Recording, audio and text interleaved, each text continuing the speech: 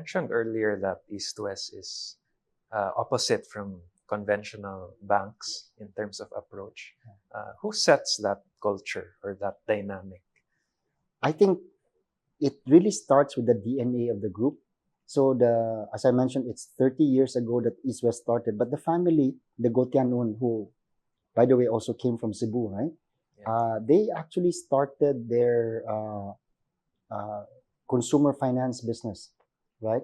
If I'm not mistaken, around in Binondo area, right?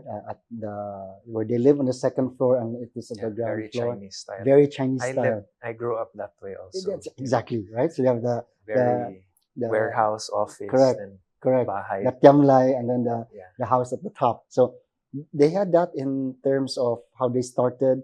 They were into auto financing. I think this, if I'm not mistaken, 1950s pa yata. I am not sure if you know, the group was also part of Family Bank at some points. So really the DNA of the group is into consumer finance. And it's only now with East West Bank that we're starting to like really look at that and then amplify that and move that into the digital age.